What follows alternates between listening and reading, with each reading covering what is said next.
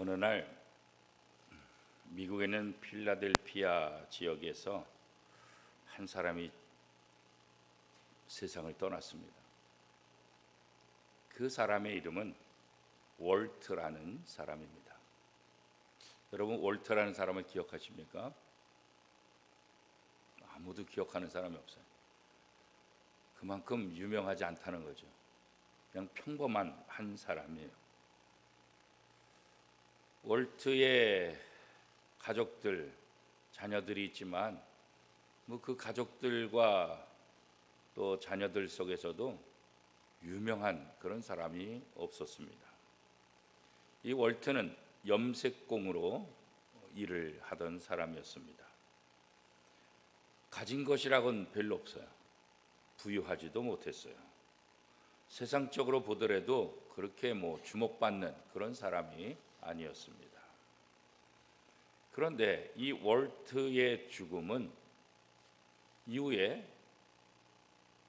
많은 사람들에게 중요한 영향력을 끼쳤다, 그렇게 얘기를 하고 있어요.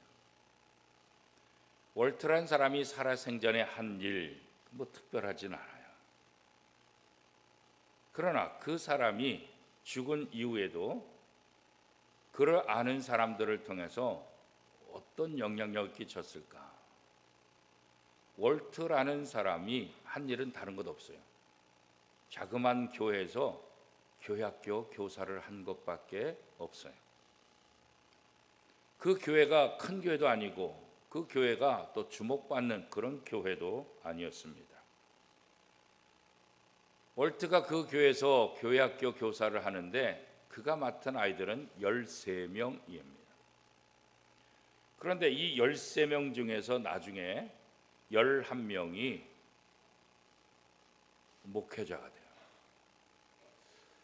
저도 제가 가르쳤던 학생들이 목회자가 돼서 나중에 저를 만나게 되고 또 함께 옛날 이야기를 할 때 보면 그냥 마음이 뿌듯해요.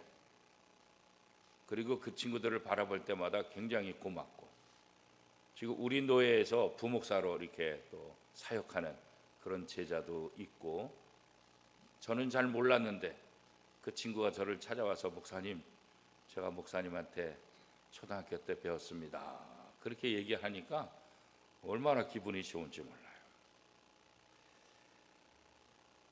이 13명 중에서 11명이 목회자가 됐는데 그 중에 한 명이 미국의 달라스 신학교의 핸드릭스 교수예요. 이 하워드 핸드릭스 교수는 기독교 교육학자이면서 저술가이기도 하고 전 세계에 어마어마한 영향력을 끼친 학자이자 목사예요. 이분이 자기의 교회학교 선생님이었던 월트를 생각하면서, 그분은 그렇게 유명하지 않았지만 그분을 통해서 배출된 제자들, 그것도 공식 학교가 아니라 교회 학교에서 주일마다 성경 공부를 배웠던 것에 불과하지만 이 월트의 제자들이 오늘 얼마나 영향력을 끼치고 있는가. 그래서 이 월트는 내 마음속에 있어서 가장 좋은 선생님이다. 그리고 월트를 기억하는 사람이 별로 없을지 모르지만 그를 통해서 배출된 제자들을 통해서 전 세계에 어마어마한 영향력을 끼치고 있다. 그리고 이 하워드 핸드릭스를 통해서도 수많은 사람들이 좋은 영적인 지도자로 세워지게 되지요. 찰스 스윈들이라고 전 세계 성경 공부 교재를 만들어서 이렇게 보급하고 있고, 우리나라에도 찰스 스윈들 이 시리즈라는 책들이 계속해서 번역돼서 나왔던 경우가 있습니다. 그 찰스 스윈들도 바로 이 하워드 핸드릭스의 제자고, 또 토니 에반스라고 아주 유명한 설교가이고 목사인데 이분도 이 하워드 핸드릭스의 제자. 그러니까 월터는 단 13명에게 복음을 가르친 것밖에 안 되지만 그의 제자들이 또 그 제자들이 또 다른 제자들을 낳음을 통해서 기독교 역사에 특별히 근세에 어마어마한 영향력을 끼쳤던 사람이다. 그래서 하워드 핸드릭스는 자기의 초등학교 때 이 교회학교 교사였던 월터가 자기에게 얼마나 많은 영향력을 주었는지 참 좋은 선생님이었다. 그렇게 회고하고 있습니다. 이 월트라는 사람이 무명에 불과했고 아는 사람들도 별로 없지만 그가 기도하며 또 일주일에 한 번씩 하나님의 말씀을 가르쳤던 사람을 통해서 월터가 얼마나 좋은 선생님이었는가, 월터가 얼마나 많은 영향력을 지금 세상에 끼치고 있는가, 그런 것들을 다시 한번 좀 생각해 볼 수가 있지요. 이 월터의 제자 중에 한 사람이었던 하워드 핸드릭스는 전 세계 멘토링의 대가예요. 그러니까 멘토링이라는 것이 좀 생소한 단어이기도 해요.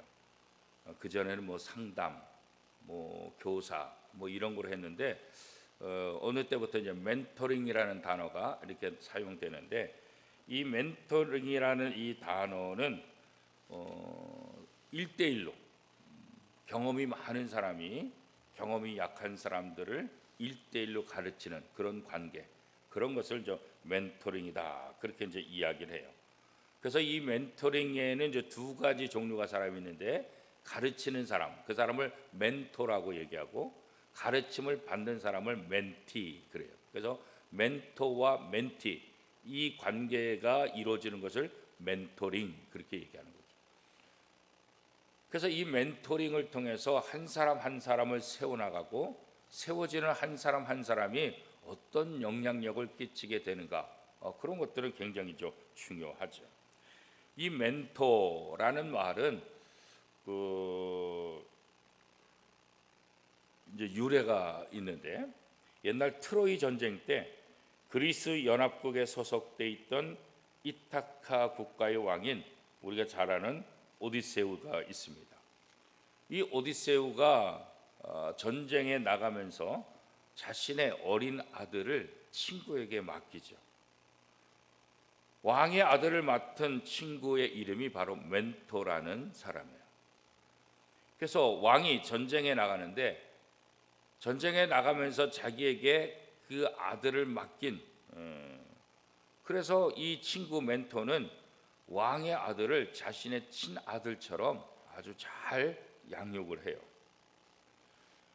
왕의 친구는 왕의 그 아들에게 때로는 진짜 아버지처럼 아주 엄하게 교육을 시키기도 하고, 또 아버지의 따뜻함을 가지고 조언하기도 하고, 그래서 정말 자기의 아들이다 생각하고 정말 훌륭한 자식으로 키우기 위해서 최대한의 노력을 다하죠.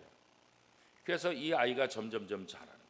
그러니까 옛날에 왕들이 전쟁에 나가면 뭐 한 달, 두 달이 아니라 결국 이 오디세이가 들어오게 되는데 몇 년 만에 들어오게 되면 10년 만에 돌아가는 거예요. 그러니까 자기 친구 멘토에게 아들을 맡기고 10년 만에 아들을 보는데, 10년이라는 세월이 지나간 다음에 아들을 보니까 아주 성숙한 청년이 돼 있는 거죠. 그리고 그렇게 잘 자란 이 자기 아들을 바라보면서 자기 친구 멘토에게 너무나 고마운 표현을 하죠. 그래서 이 자기 친구 멘토에게 역시 자네야, 역시 자네다워. 그러니까 이 왕 오디세이가 자기의 아들을 누구에게 맡길까 얼마나 고민을 많이 했겠어요.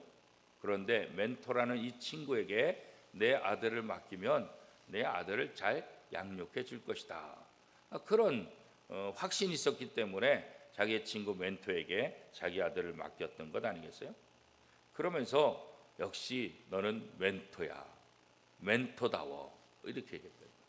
우리가 이제 축구 잘하는 손흥민, 골을 넣으면 손흥민이 손흥민했다, 이런 얘기 요즘 많이 하잖아요, 그죠?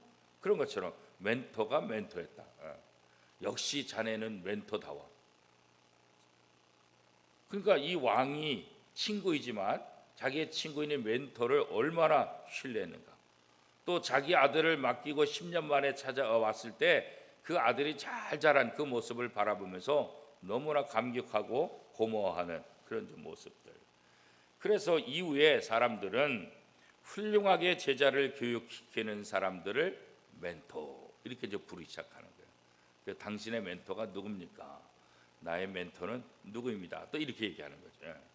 그래서 이 멘토가 얼마나 중요한지를 이 멘토라는 한 사람의 모습을 통해서 후대까지 이제 알려져서, 그래서 이 멘토가 도움을 받는 멘티를 잘 1대1로 교육을 시켜서 성장시켜가는 과정, 그것을 멘토링. 그래서 지금도 세상에서도 보면은 저 멘토링 강좌, 또 멘토링에 관련된 책들이 지금 사실 어마어마하게 쏟아져 있고, 이 하워드 핸드릭스가 쓴 멘토링이라는 책뿐만 아니라 이분이 쓴 책이 우리나라에도 굉장히 많이 번역되고 또 목회자들에게도 많이 알려졌어요. 그래서 일반 성도들이 하워드 핸드릭스 그러면은 잘 모를 수 있을지 모르지만, 이분의 책을 읽은 분들은 하워드 핸드릭스라는 사람이 얼마나 훌륭한 분인지 알게 되고, 또 적어도 신학교에서 목회를 한 사람들은 이 하워드 핸드릭스라는 사람이 얼마나 중요한 사람인가. 그래서 달라스 신학교에서 50년 동안 기독교 교육학자로서 수많은 학생들을 가르쳤고, 또 수많은 사람들을 멘토링함으로 통해서 많은 좋은 제자들을 양육했다는 것을 역사를 통해서도 우리가 잘 알 수가 있습니다. 멘토링, 말은 좀 어려운 단어가 되지만 사실은 멘토링 자체가 그렇게 어려운 것은 아니에요. 우리가 부모가 자식을 잘 양육하는 것, 그게 멘토링이고, 또 선생님이 학생들을 잘 양육하는 것, 그게 멘토링이고, 또 선배가 후배들을 잘 도와주는 것, 그게 멘토링이고, 그죠? 저 어렸을 때만 하더라도 선생님들의 역할도 컸지만 선배들의 역할이 굉장히 크죠.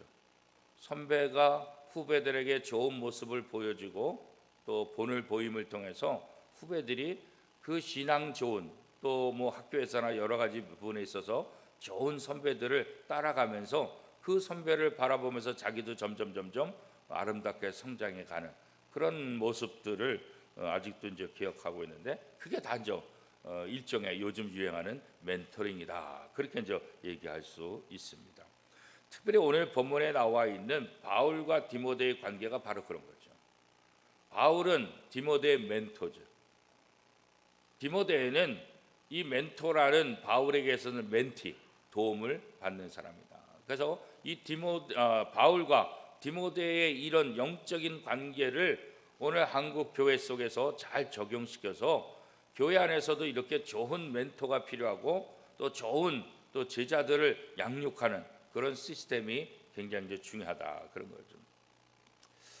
우리나라에도 보면 옛날에 도제라는 게 이 도제라는 것은 일반 학교 선생님하고 다른데 바로 이 멘토링처럼 1대1로 가르치는 거예요.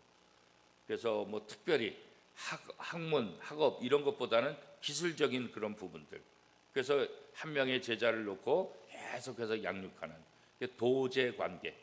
그래서 한국 교회의 기독교 교육의 모습이 앞으로는 학교 교육 이런 것이 아니라 도제 1대1로 서로 양육하며 한 사람을 책임지는 그런 시스템이 이제 필요하다. 그래서 이제 최근에 학교 교육에 대해서 많이 이제 실망하고 또 학교 교육에 대해서 회의를 갖고 있는 사람들을 중심으로 해서 바로 도제 교육, 지금 얘기하고 있는 멘토링, 한 사람이 한 사람을 책임지는 그런 시스템이 얼마나 중요한가, 그런 얘기들을 많이 예전부터 해왔죠.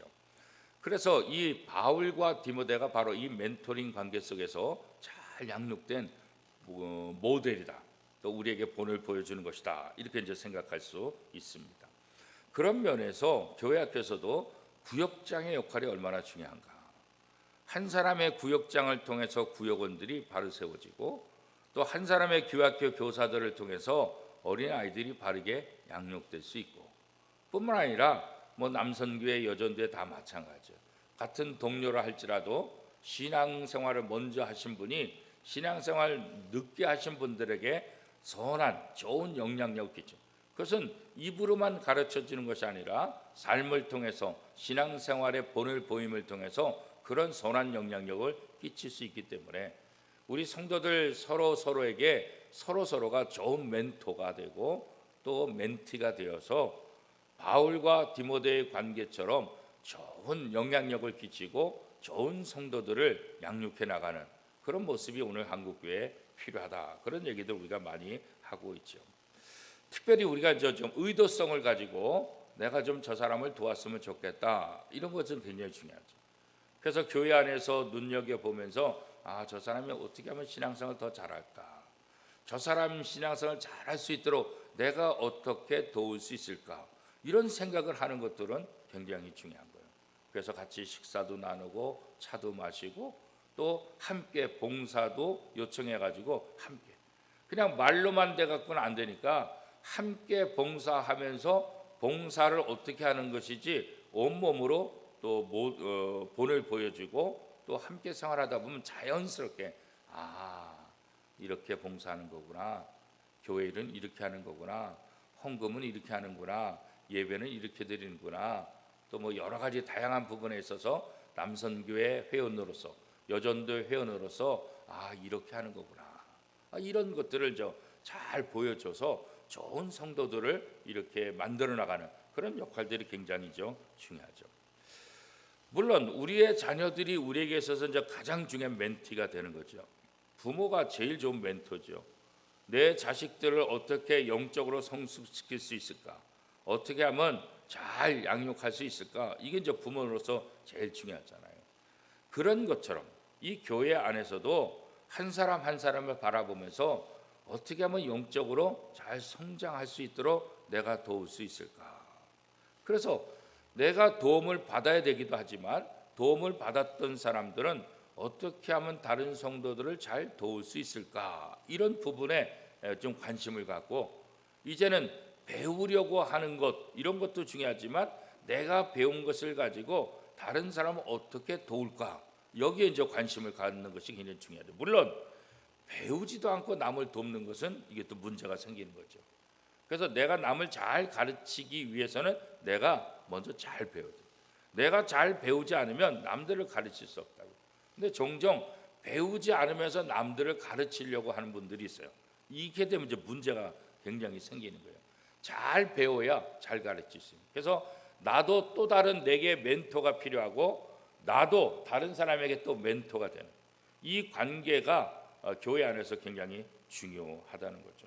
그래서 나보다 경험이 많은 사람을 나의 멘토로 삼아야 되고 나보다 경험이 별로 없는 사람을 나의 멘티, 내가 돕는 사람으로 삼아서 어떻게 하면 저들을 도울 수 있을까? 그런 관심을 갖고 돕는 자 역할을 하는 것들이 굉장히 중요하죠. 자, 오늘 본문에 보면 사도 바울이 디모데에 대한 이야기를 하고 있는데 바울이 밤낮으로 쉬지 않고 기도하며 디모데를 생각하고 또 생각했다. 그렇게 말하고 있어요. 그럼 바울이 도대체 디모데에 무엇을 생각했을까? 그런 생각을 한번 해보게 되잖아요. 또 바울이 디모데를 향해서 무엇을 밤낮으로 기도했을까? 이런 또 생각도 우리가 한번 해볼 수 있잖아요. 그런데 바울은 디모데가 바울 자신이 조상적부터 믿어왔던 이 하나님, 그 하나님을 이 디모데도 잘 섬기고 있다는 거예요. 디모데를 바라보면, 디모데를 생각하면 자신의 모습이 떠오른다는 거죠.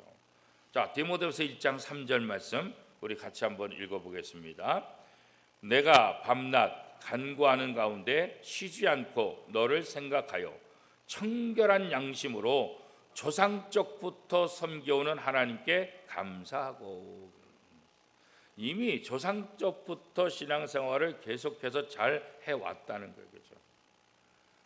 그런 디모데를 바라볼 때마다 하나님께 감사하다. 이 감사한 이유가 뭘까? 그건 다른 거 아니에요.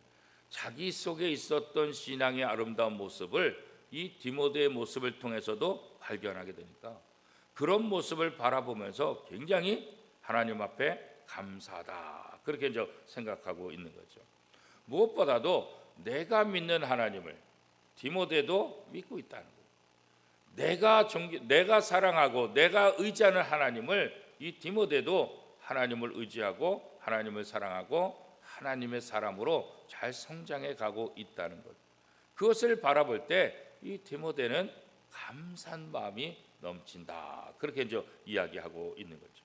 자, 그러면 이 바울이 생각할 때 디모데의 믿음이 어디서부터 왔을까? 도대체 디모데는 어떻게 이렇게 아름다운 신앙생활을 할 수 있을까? 그런 생각을 우리가 해볼 수 있잖아요. 그런데 사도 바울의 이 고백을 통해서 보면 디모데는 3대째 신앙의 훈련을 받아온 사람이다. 이것을 이야기하고 있지요. 외할머니, 어머니를 통해서 이 디모데가 훈련을 잘 받았다. 자, 디모데후서 1장 5절 말씀입니다. 같이 읽겠습니다. 시작. 이는 내 속에 거짓이 없는 믿음이 있음을 생각함이라. 이 믿음은 먼저 내 외조모 로이스와 내 어머니 유니게 속에 있더니 내 속에서도 있는 줄을 확신하노라. 그러니까 외할머니의 믿음이 어머니에게, 이 외할머니의 믿음이 어머니에게 있었는데 이 어머니에게 전달된 믿음이 누구에게요? 디모데까지 3대에 이르러서 이 믿음이 지속되고 있다는 것을 사도 바울이 알고 있는 거예요. 그리고 이 믿음은 바로 거짓이 없는 믿음이다. 그러니까 이 말은 뭐겠어요? 아주 경건한 신앙, 경건한 삶, 경건한 그리스도인의 모습을 계속해서 이어왔다. 이렇게 이제 평가하고 있는 거죠.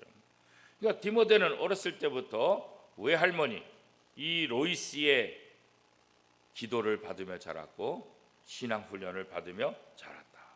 또 어머니로부터 또 기독교적인 신앙 훈련을 받게 되고 기독교 분위기 속에서 어렸을 때부터 믿음 안에서 잘 자랐다. 이렇게 얘기할 수 있는 거죠. 이것을 어디서 알 수 있냐면 디모데후서 3장 15절에 보면 이렇게 얘기하고 있어요. 또 어려서부터 성경을 알았나니 성경은 능히 너로 하여금 그리스도 예수 안에 있는 믿음으로 말미암아 구원에 이르는 지혜가 있게 하느니라. 그러니까 디모데가 어렸을 때부터 성경을 알았고 그 성경을 통해서 디모데가 영적으로 또 구원에 이르는 그런 훈련들, 신앙 훈련들을 잘 받아 왔었다라고 바울이 이렇게 성경을 통해서 또 기록하고 있는 것을 보게 되는 거죠. 자, 그러면 이 외할머니 또 로이스, 어머니 유니게 이 사람들은 도대체 어떤 사람이었을까? 어떤 사람이었길래 이렇게 자기 자손에게 신앙 교육을 잘 가르칠 수 있었을까? 또 그런 생각도 우리가 한번 해볼 수 있잖아요. 이 외할머니 로이스와 어머니 유니게는 언제 복음을 받아들였을까?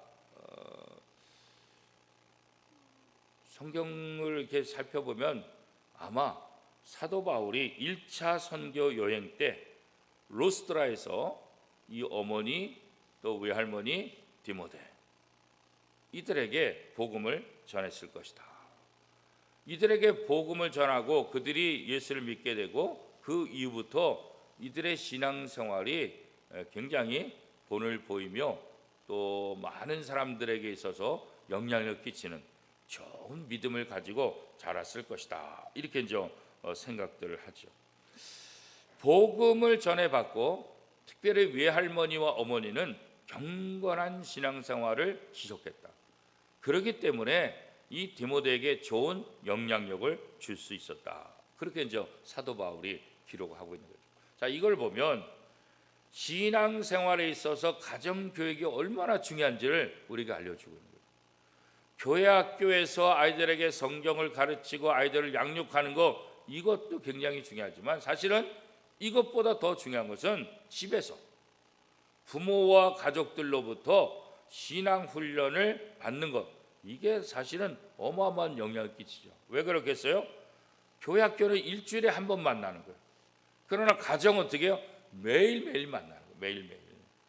그렇기 때문에 가정에서의 신앙 교육이 어느 것보다도 더 소중하다.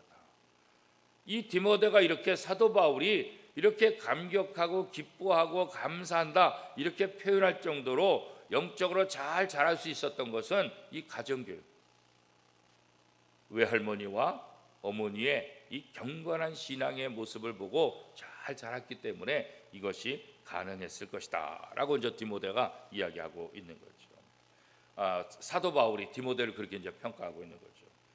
이 디모데의 믿음이 어느 정도였는가? 디모데의 눈물을 통해서도 우리가 잘 알 수 있다.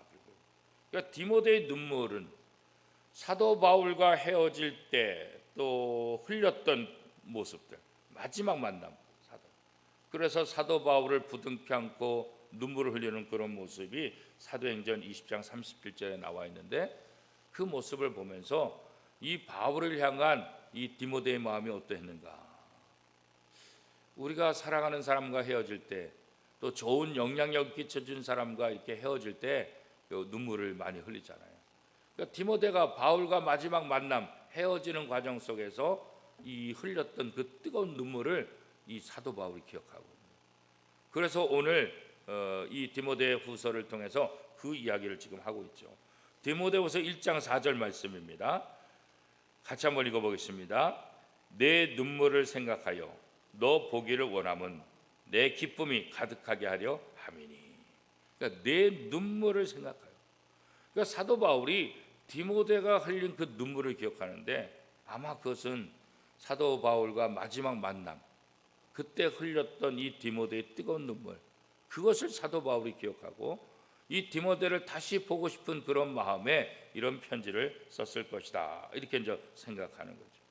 그리고 사도 바울과 마찬가지로 디모데가 복음을 전하면서 또 여러 가지 사역을 하면서 사도 바울이 자신이 교회를 개척하고 자신이 복음을 전한 사람들이 잘 자랄 수 있도록 뜨거운 눈물을 흘리며 기도했던 것처럼, 아마 이 디모데도 자신의 사역과 또 복음을 위해서 뜨거운 눈물들을 많이 흘렸을 것이다.